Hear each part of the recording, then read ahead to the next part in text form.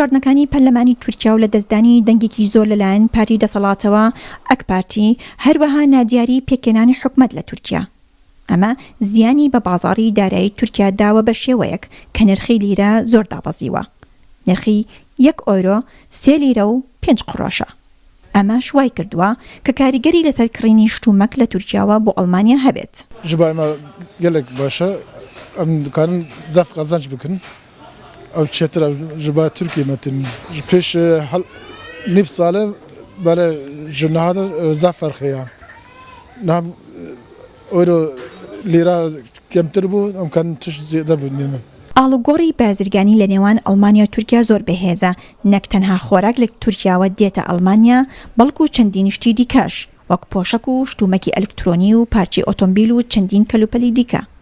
محەممەد خاوەنی دوکانی زێڕە و ئەویش زێر لە تورکیاوە دەهێنێت.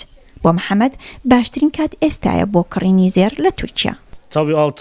بێگومان شتکڕین لە تورکیا ئێستا لە سەداسی قازانجە بۆ ئێمە بە یۆرۆ زێر دەکڕین بۆیە بۆ ئێمە قازانجە ئەگەر بێت و لە تورکیا ئێستا بچین زێر بکڕین ئەمەش کاریگەری خۆی هەیە.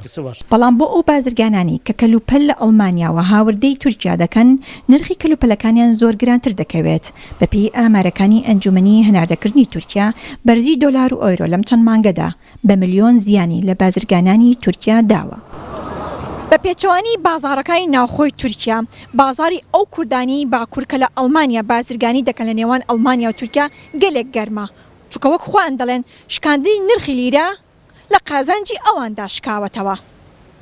ئاڵاشاڵی ڕوودا و ئەڵمانیا.